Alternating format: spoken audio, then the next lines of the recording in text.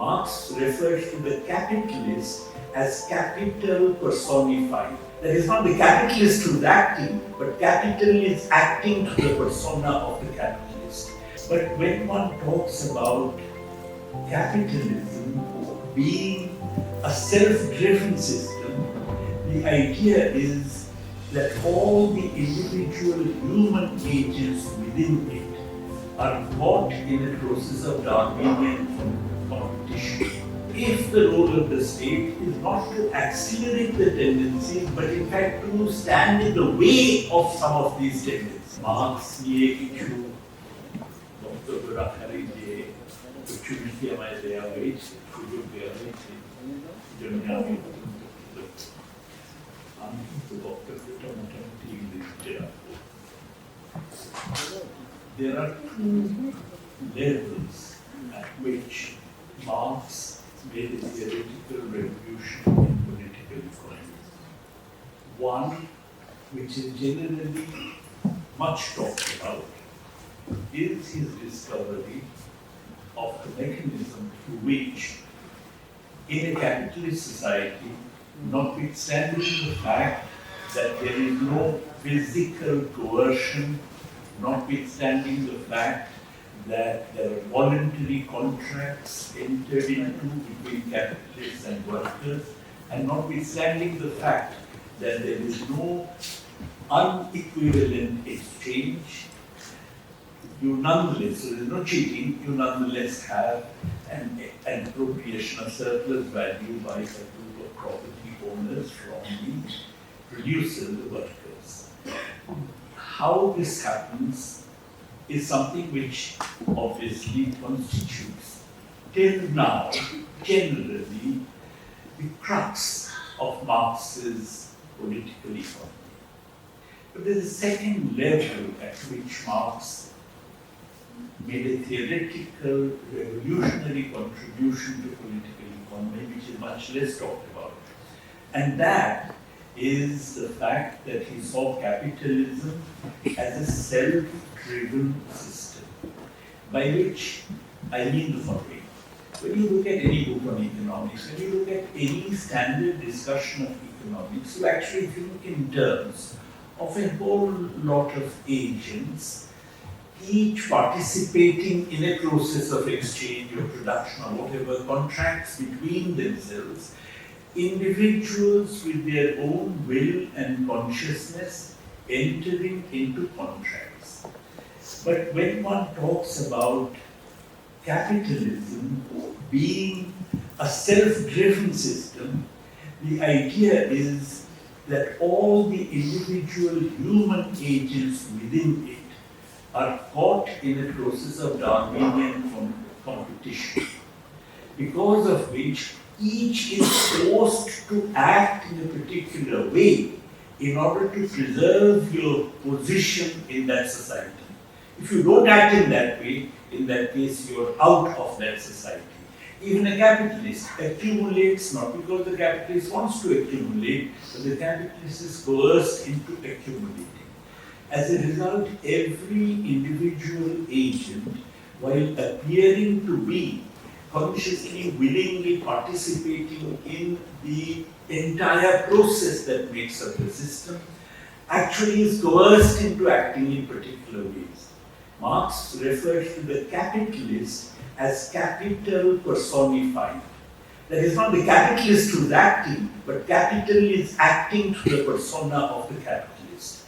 And that basically means a number of things. Firstly, therefore, we are really talking about a system that is driving itself using the human subjects participating in it as simply the mediums through whom it works its laws out.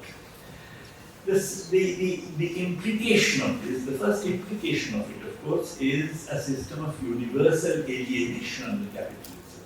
It's not only the workers who are alienated, even the capitalists are alienated.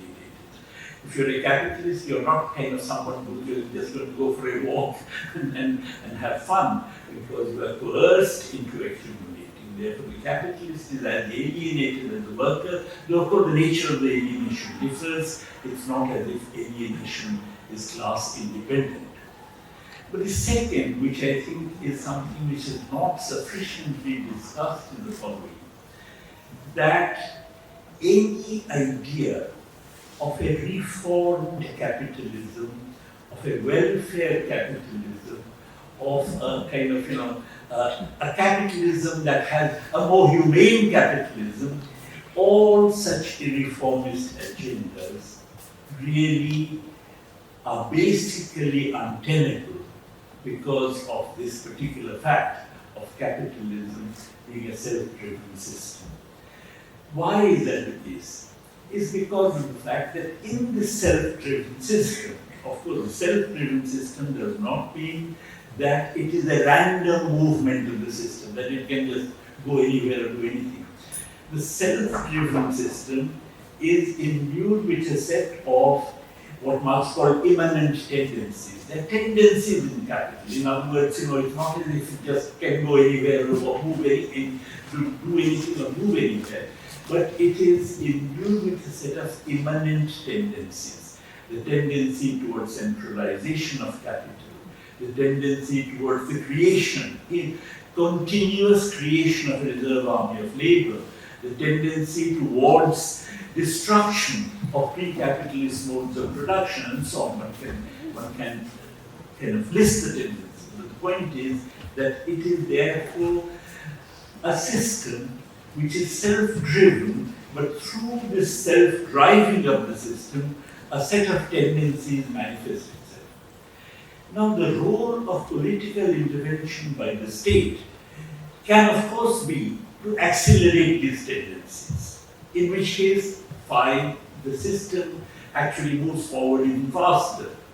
But if the role of the state is not to accelerate the tendencies, but in fact to stand in the way of some of these tendencies. For instance, the whole agenda that Keynesianism had of having full employment in a capitalist economy. Obviously, having full employment goes against the immanent tendency of the system to continuously reproduce a reserve army of labor. That means you overcome the necessity of a reserve army of labor. Now, that kind of intervention by the state, or that kind of political intervention, is something which goes against the immanent tendencies of the system, and that makes the system dysfunctional. If it makes the system dysfunctional, then that basically opens up two alternatives. One is to deepen the process of intervention, intervene even further. If one particular intervention makes the system dysfunctional, then to overcome this dysfunctionality, carry your intervention further. And the limit point of that is the transcendence of capitalism. The limit point of that is the overcoming of capitalism, is going to another mode of production. Just take a simple example. Let's suppose it is the case that the state, for some reason, decides to prevent centralization of capital, the formation of larger and larger blocks of capital. Then that would mean that there may be no such pressure to accumulate on the part of the capitalists, in which case accumulation would actually come down. If accumulation comes down, unemployment would be generated. Substantial unemployment, much more than the reserve army required by the system. In such a case, intervention has to be carried further by, for instance, the state itself getting itself involved in accumulation. So intervention at one level, when it creates dysfunctionality, would then have to be sustained by intervention that is at a further level. And the limit of this kind of sequence of interventions is, of course, the transcendence of the system itself.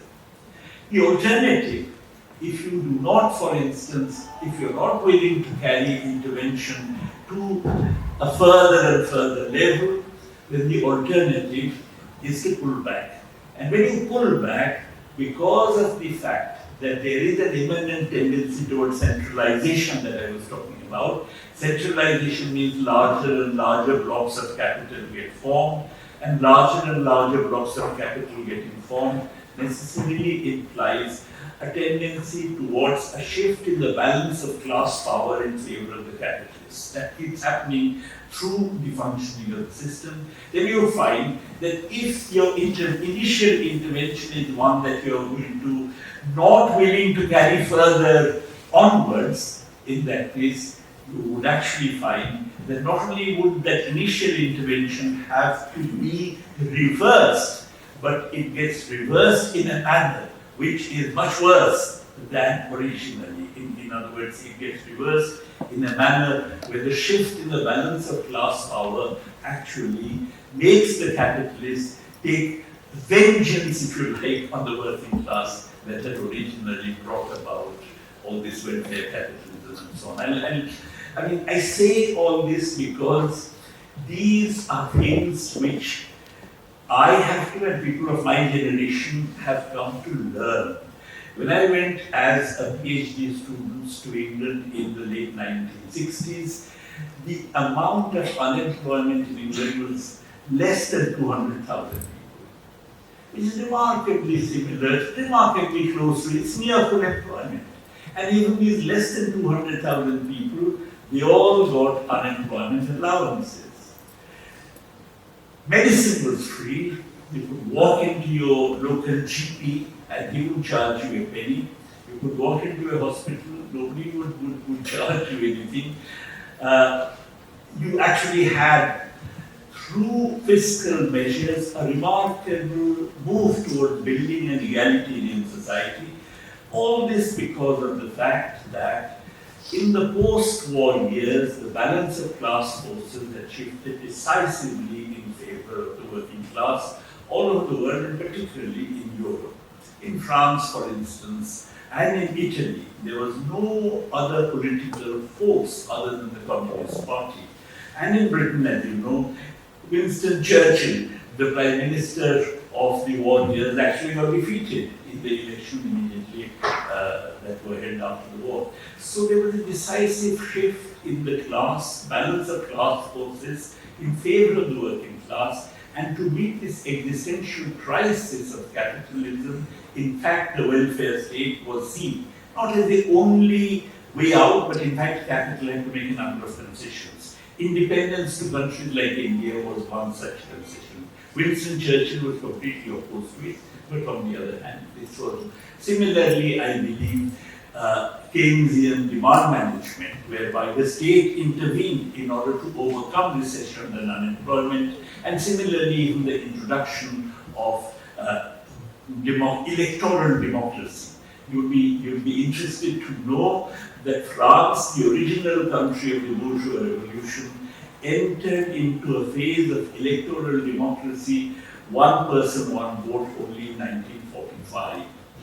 Britain entered into it in 1928, a little earlier, when women got the vote, but otherwise, in fact, in most advanced capitalist societies, there was no electoral democracy. When the Bolshevik Revolution happened, there was no kind of, bourgeois democracy with one person, one vote anywhere in the capitalist world. Okay, so capital had to make a lot of concessions, and in fact, welfare state was one such concession.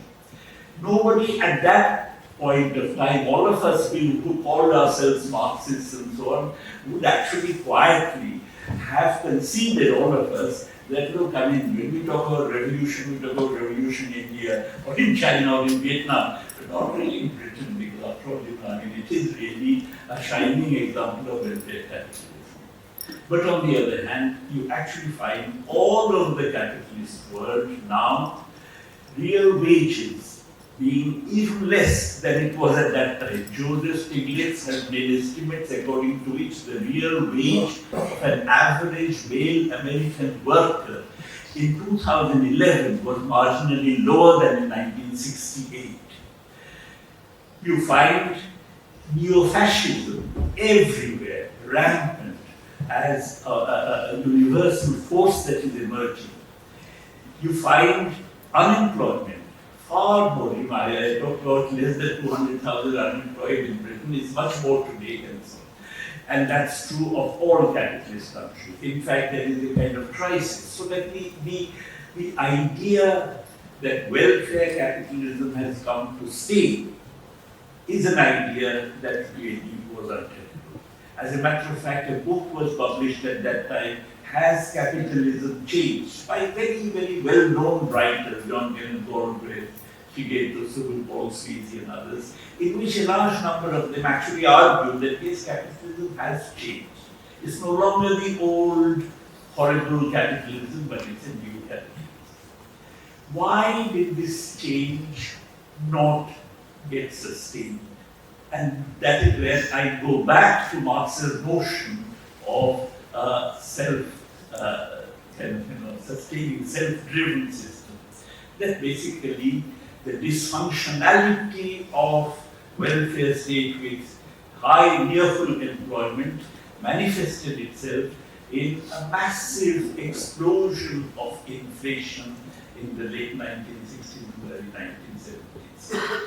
In the face of that, the attempt was, of course, to have a prices and incomes policy, that you actually intervene in the market in terms of determining the levels of prices and income so that there is no question of an inflation.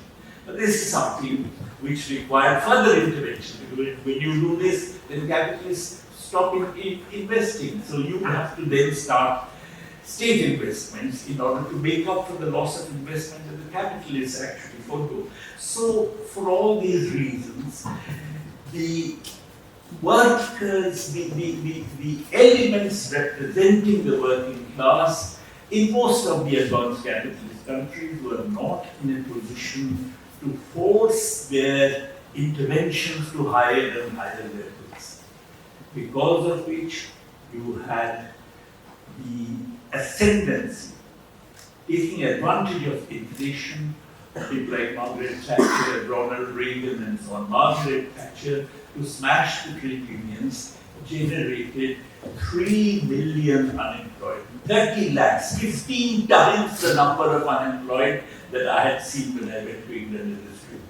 So it was really a kind of massive rolling back. Meanwhile, of course, you had centralization of capital, formation of larger and larger blocks of capital, the concentration of huge amounts of capital in European banks finance, which in fact wanted to go global. So you had the globalization of capital, globalization of finance, and the withdrawal of state intervention in demand management, generally the introduction of neoliberal policies that believed that fiscal deficit must not be expanded, and if the gold standard had believed that budgets must be balanced, the only concession you now make is to say that no, the fiscal deficit should not exceed 3% of GDP. So the fact that welfare capitalism was not sustainable is something which was not apparent to us that time, not apparent even to great writers like Jorgen and Galbraith, but it is something which actually follows from the essence of Marx's own analysis. So his own analysis, particularly, as I mentioned, his proposition that capitalism is a self-driven system, or what I like calling spontaneous system, but some of my friends don't like the term spontaneous. Anyway, so now we are, because of this, because of the rolling back of welfare capitalism, the rolling back of this reforms and so on, the idea that there is no halfway house, that you cannot just stabilize or freeze capitalism at some midpoint where it is humane, it is welfareist and so on, but not really socialist. The fact that that is really untenable, which follows from Marx's analysis of the system being a self-driven one, is something which again is beginning to appear now as a major factor. What do I mean by it? Obviously, the neoliberal capitalism that succeeded the dirigist era, the state intervention era, which in advanced countries took the form of demand management, welfare state measures and so on, and in countries like ours took the form of Nehruvian planning. The neoliberal capitalism that succeeded the dirigist era has now come to a crisis. The reason it has come to a crisis, again, is not very difficult to see, because neoliberalism essentially means that capital is now globally mobile. If it is globally mobile, then the workers in the advanced capitalist countries become subject to the drag on wages that the third world labor reserves exercise upon them. If you go on a strike demanding higher wages, then capital says, oh, we are going to shift to Indonesia, we are going to shift to Bangladesh. Therefore, the labor reserves of the third world, themselves the result of colonialism, now act as a drag on the rise in wages in the advanced countries, because of which I told you Stiglitz finds that actually the real wages in 2011 were marginally lower than in 1968. So wages in the advanced countries don't rise. If anything, they fall slightly compared to what they had been originally. Wages in the global south, in the third world countries on the other hand, don't rise either, even though you have relocation of activities from the global north to the global south, because of the fact that another immanent tendency of capitalism has got manifested during neoliberal capitalism, namely the decimation of petty production.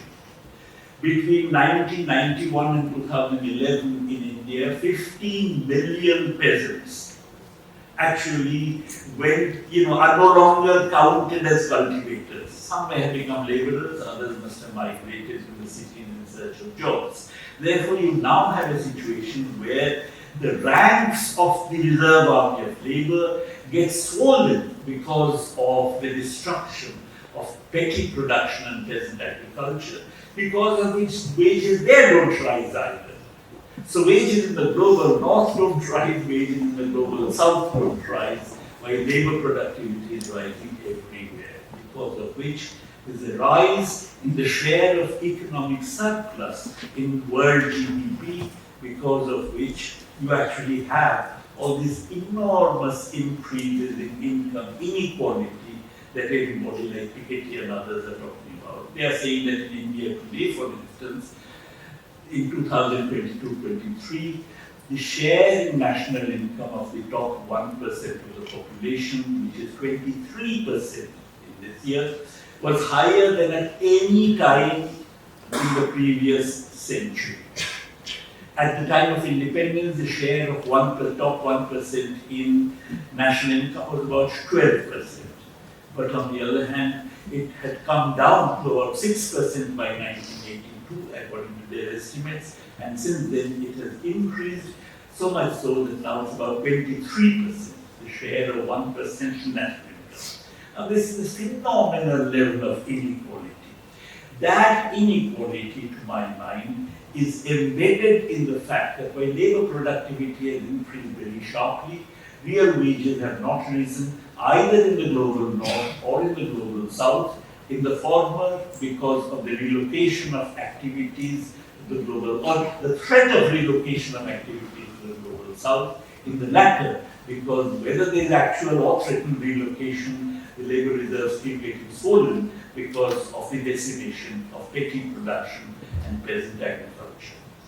Now, if you give 1 rupee to a peasant, then the peasant would more or less consume that entire rupee. Or if you give one rupee to a worker, then the worker would consume more or less the entire rupee.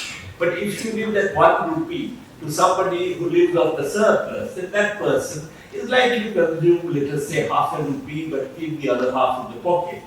What they keep in the pocket is what economists call savings, and therefore the propensity to save is greater out of incomes that accrue as surplus than out of incomes which accrue as workers' income. Therefore, every such rise in the share of surplus, every such increase in income inequality is something which shows itself in terms of a reduction in the share of consumption in total income. And therefore, it generates a tendency towards an overproduction crisis, too much production relative to demand. If consumption does not grow, then over a period of time, investment also tends to come down, so overall demand tends to come down. This is what has been happening in the world economy. For some time, this was getting checked because you had asset price bubbles, you had the dot-com bubble in the late 20th century, and you had the housing bubble following that in the first decade of this century.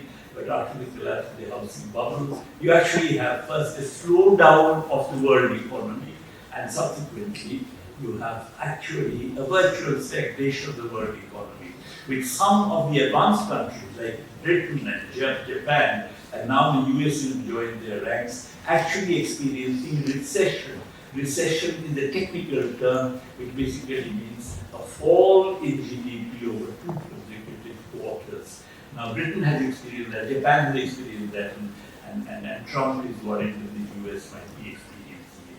So the world economy has got into an overproduction crisis, as I said, because of the immanent tendencies of capitalism that Marx had talked about. The overproduction crisis of this kind may appear strange at first sight. After all, we would hear that after all Keynes had told us how to overcome overproduction crisis. In that case, why can't we do that? Keynes had said, state spending can actually ensure that any deficiency of aggregate demand is countered. But on the other hand, state spending can counter it only if state spending is financed either by a fiscal deficit, in which case you're not taxing anybody, you are simply spending by printing notes or by borrowing or whatever. So there is no reduction in anyone else's demand while state's demand increases. Or state spending can generate net increase in demand if it is financed by taxing the rich. Because the rich, as I said, save a part of their income. You take away 100 rupees from them, their consumption falls by 50 rupees. And if their consumption falls by 50 rupees, the state spends 100 rupees and there is a net increase in demand of 50. But if the state spends by taxing the working people, by which I mean the workers, the peasants and so on, in that case, since they more or less consume their entire income, it follows that if 100 rupees is taken from them, their consumption demand falls by 100, and if the state spends 100, there is no net increase in demand. Therefore, state action to overcome the deficiency of aggregate demand can be meaningful, can be effective only if this action occurs through taxing the rich or through a fiscal deficit. Now, both these ways of financing public expenditure is something which is anathema as far as globalized finance is concerned. And since we live in a world in which finance is globalized, while the governments doing all this thinking belong to nation states, the government of the nation state has willingly got to listen to the dictates of international finance capital. Otherwise, finance capital would leave your country a mass, giving rise to a financial crisis. Therefore, we now are in a world in which the exposure of the country to globalized finance ensures that globalized finance has hegemony. The nation states themselves are reduced to a subservient status, and one implication of this is that any tendency towards overproduction cannot be overcome. It is in this connection that not only do you find politically everywhere in the world the middle, the liberals getting discredited. Even in British election, when the Labour Party came to power, you actually found that the loss of votes of Conservatives did not really go to the Labour Party. It went to the Reform Party of Nigel Farage. Nigel Farage has actually won a seat again by 6 votes 2 days ago. So you find everywhere an emergence of Neofascism, precisely because of the fact that the center, the liberals, the liberal elements, the liberal bourgeoisie that ushered in the neoliberal economic policy that presided over the neoliberal economic policies cannot overcome the crisis generated by the neoliberal economic policies. Now, neo-fascist elements exist in every modern society, but usually as fringe elements, Ku Klux Klan or whatever. But on the other hand, they are brought center stage only when they get the support, financial and media support of big business, of monopoly capital.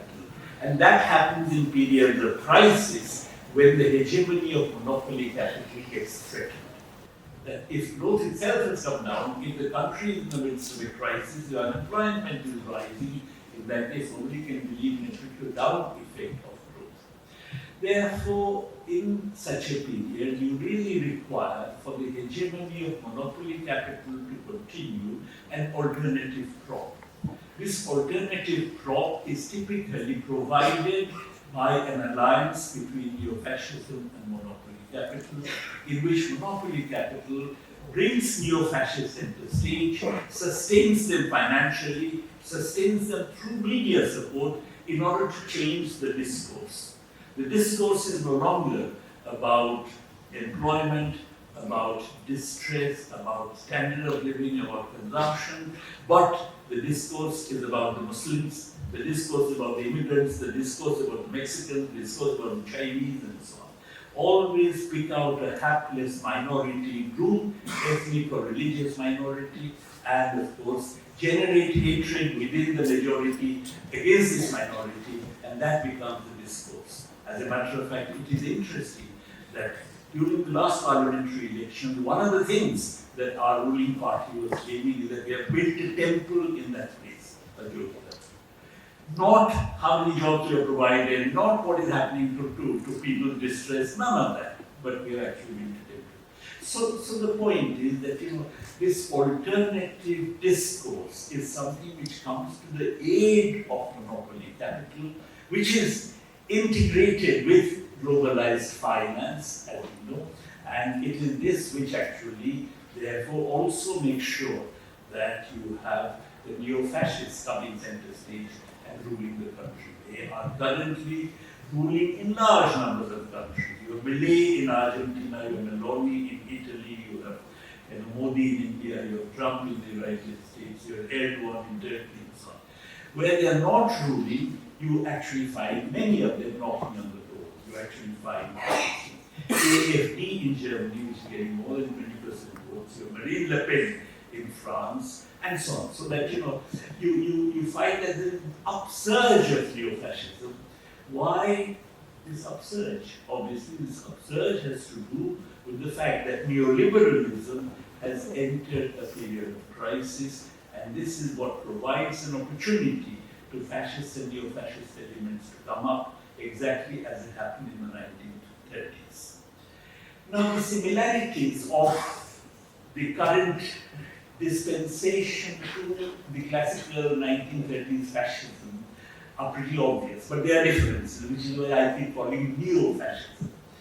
The similarities are obvious. Of course, you have a repressive authoritarian state. You have not only state repression which is accompanied by or supplemented by attacks by fascist thugs on the streets, all these kind of like Mussolini's Balailas and so on. You have the corresponding figures everywhere. So it's not only state repression, it's also repression on the streets led by the fascist thugs. You have very close relationship between monopoly capital and the fascist elements, which are pretty obvious everywhere. And what is more, you always have a very close relationship between a new element of monopoly capital and the fascist elements. As a matter of fact, Daniel Gerret has written a book called Fascism and Big Business in Germany. He wrote it at that time, showing how the support for Hitler comes not necessarily so much, of course it comes from the older elements of monopoly capital as the newer elements of monopoly capital engaged in producers, goods, armaments, and so on. Similarly, in Japan, it's not the old Zaibatsu, but the Shinko Zaibatsu, consisting of Nissan and so on, again, which were concentrated in things like producers' goods, which provided the real muscle, real support to the vehicles, and the situation in India is pretty obvious. So you find that a close relationship between not only monopoly capital and the fascist elements, but new elements of monopoly capital, a particularly close relationship between new elements of monopoly capital and the fascist element. And of course, the victimization of a minority is the very obvious kind of defining characteristic of fascism, and all this is accompanied by the building up of a personality cult around the leader. That the leader can do no wrong, that the nation is defined. The leader is not just the leader of the nation, which is defined in terms of the people, but rather people are supposed to live up to the image of the leader. The leader stands above the people, and the leader is the person who defines the nation. All this is pretty clear. But I now come to the neo element. Fundamentally, neo-fascism, why I call it neo, is that neo-fascism is no more able to overcome the crisis that afflicts neoliberalism than the liberal bourgeois governments are. Because exactly the same objections which globalized finance has to state spending that as it were crippled the neoliberal, the liberal bourgeois governments also would cripple the neo-fascist governments. Because after all, they have to either finance larger spending through a fiscal deficit, or they have to finance larger spending by taxing the rich. Now, both of these are anathema for globalized finance. As a matter of fact, in the US now, because of that, precisely because of the fact that demand cannot be expanded through state action, now the struggle that the US is engaged in is snatching demand away from other countries. Since demand cannot be increased, since at the world level demand cannot be increased, in that case, one way you can increase employment domestically is by snatching demand away from other countries, which is called beggar thy neighbor policies. In the 1930s, beggar thy neighbor policies took the form of competitive exchange rate depreciations, while today beggar thy neighbor policies are taking the form of Trump imposing tariffs on other countries' goods so that you actually get hold of their markets. What they were selling in your country is no longer something which is possible. You catch hold of that market, and therefore one way of enlarging your domestic employment is by exporting unemployment through beggar thy neighbor policies. But the point is, neo-fascism, but beggar thy neighbor policies, if everybody follows it, obviously cancels itself out, and therefore there is no net increase in employment anywhere in the world. If anything, there will be some reduction in employment because real wages fall everywhere through competitive tariffs. So the difference between old fascism and neo-fascism consists in the fact that neo-fascism, unlike old fascism that had actually overcome unemployment, that had overcome unemployment through a huge expansion in the fiscal deficit, you now have a neo-fascism that really cannot overcome unemployment. And therefore, the possibility of its becoming even more and more ruthless, the possibility of its becoming even more hatred generating vis-a-vis the targeted minority is even greater. But then what can happen in this situation? I believe that therefore, in some sense, capitalism has run into, neoliberal capitalism, but that is the latest phase of capitalism anyway, has run into a dead end. There is no idea of what can succeed in. There is nobody who is even talking about what can succeed in. And as a result, capitalism has run into a kind of dead end. The only way that you can actually rescue the world economy from this kind of cul-de-sac is by getting out. I mean, there are two possibilities. What is the world revolution? All countries get together and make a revolution, all workers. But on the other hand, the more feasible scenario is for a particular country where workers and peasants can actually bring about an alternative government for such a state, for such a government to de-link itself from globalization, to ensure that the autonomy of the state is restored from the hegemony of international finance capital, and then if the workers and peasants have brought such a government into being, then of course the government must in turn create a welfare state that serves the interests of the workers and the peasants. Now such a welfare state, as I said in the beginning, is one that is actually likely to create dysfunctionality in the functioning of, dysfunctionality in the operation of the system. Suppose it is the case that tomorrow a government comes to India that says we have to have universal health care, universal education and so on, immediately you would have a capital fight in the country. Because globalized finance will get worried that leftists are taking over this country. Now if that is the case, then you would have to have capital controls. Now capital controls represent a way of linking yourself from the system of global, from the system of global financial flows. But if you have capital controls, then finance doesn't flow in either. Then you can't meet your current account deficit.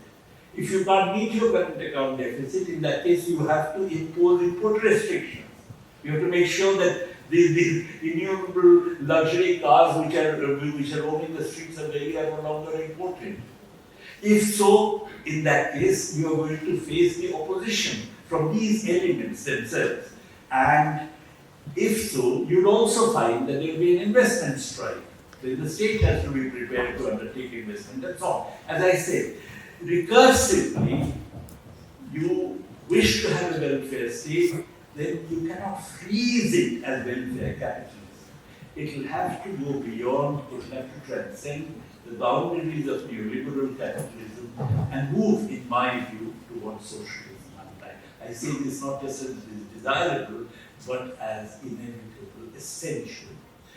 All right, but what should be the form of this kind of welfare state? That's the last point I want to make. You see, everybody now in India is talking about this. Even Modi, who the other day was debunking what he called freebies, they are now willing also to give as much money as possible. I mean, hand over some kind of money to the unemployed, the poor, and so on. I believe that this kind of game is absurd. The people are not mendicants; they are not beggars. So the whole idea of actually giving largesse on the part of the state to such people as a way of currying favor with it, they elect you in the next election and you carry on with your crony capitalists, that idea must be stopped. And I think one way of stopping it, and this could be the germ of a provisional program for transcending neoliberal capitalism, is to introduce a set of fundamental, universal, constitutionally guaranteed economic rights. The right to employment, the right to food, the right to free, universal quality healthcare, the right to free, universal quality education, and the right to a living old age, non-contributory pension and disability benefits. Now, all these rights, if you introduce them, then according to some calculations, over and above what is spent on all these heads at the moment, you would require about 10% of the GDP. 10% of the GDP can be raised, to spend 10% of the GDP, you don't have to raise 10% of the GDP. Because of the theorem of multiplier, you have to raise only about 7% of the GDP. You can raise 7% of the GDP through only two taxes levied on the top 1% of the population. One is a 2% wealth tax, the other is a 1/3 inheritance tax. The amazing thing is that in India, not only do we not have any wealth tax, we don't even have an inheritance tax. Now, the philosophy of capitalism says that the capitalists get these fat incomes. Why? Because they have some special quality. Suppose you conceive that. But then this special quality must be exhibited by the children of the capitalists, because before they are actually entitled to such incomes. Therefore, even in true blue capitalist countries, you have fairly high inheritance taxes in the form of death duties. In Japan, you have 55% of taxing, 55% of wealth that is taken over by the state through inheritance taxation in the form of death duties. In the US and UK, it's about 40%. In India, zero. In India, zero.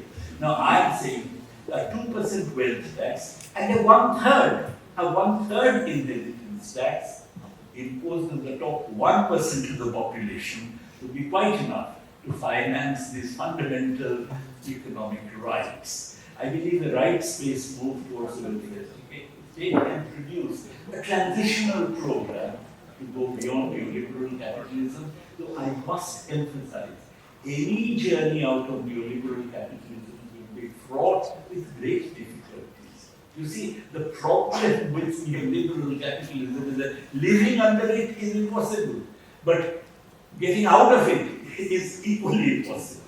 Thank you.